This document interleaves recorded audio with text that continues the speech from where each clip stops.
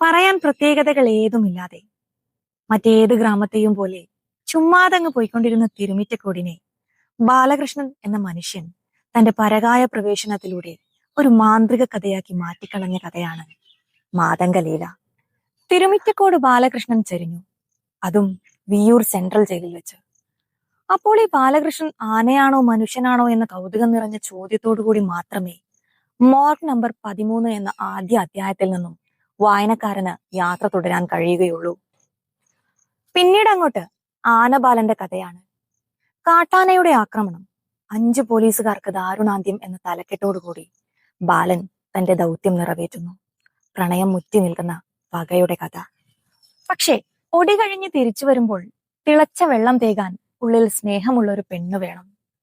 ചിത്തിരസെൽവി വെള്ളം തേകിയപ്പോൾ അത് നിയന്ത്രിച്ചത് ശരീരം കൊണ്ടും ആത്മാവ് കൊണ്ടും പാർവതി ആയതുകൊണ്ട് ആനബാലന് തിരിച്ചു മനുഷ്യനാവാൻ കഴിഞ്ഞു. ഇത് സന്തോഷ് ഏച്ചിക്കാനത്തിന്റെ മാതംഗലീല. സ്വപ്നമെന്നോ ജീവിതമെന്നോ കഥയെന്നോ യാഥാർത്ഥ്യമെന്നോ മനുഷ്യനെന്നോ മൃഗമെന്നോ ഉള്ള അതിർവരമ്പുകളെ അട്ടിമറിച്ചുകൊണ്ട് ഒരു വ്യത്യസ്ത ഭൂമികയിലൂടെയുള്ള വിസ്മയ സഞ്ചാരം.